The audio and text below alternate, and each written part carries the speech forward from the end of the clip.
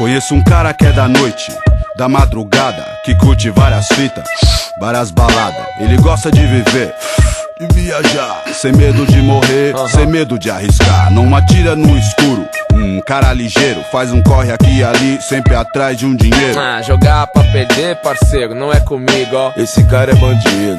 Objetivo, um bom malandro, conquistador. Tem naipe de artista, pique de jogador. Impressiona no estilo de patife, roupa de shopping, artigo de grife.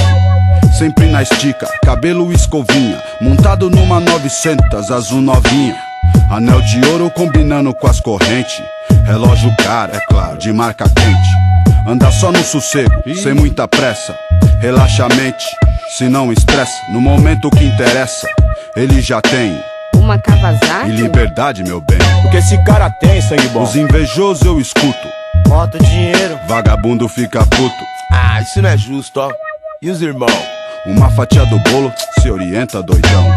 Conhece várias gatas, tipos diferentes. As pretas, as brancas, as frias, as quentes.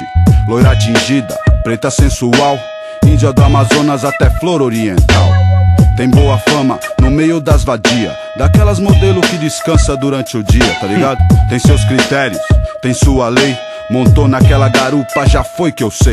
No motel ou em casa, vamos na sua. de caranga no drive-in, no HO ou a luz da lua. Segundo as intenções elementares, as camisinhas tão no bolso e a maldade no olhar. Lógico, sabe chegar, sim, sabe sair, sabe ser notado e cogitado aonde ir.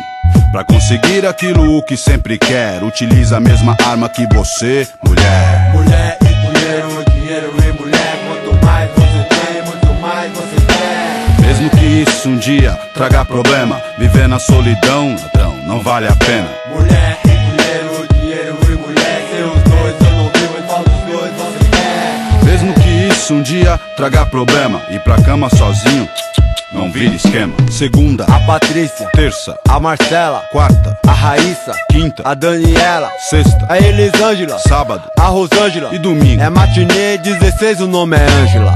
Tem uma agenda com dezenas de telefone, uma...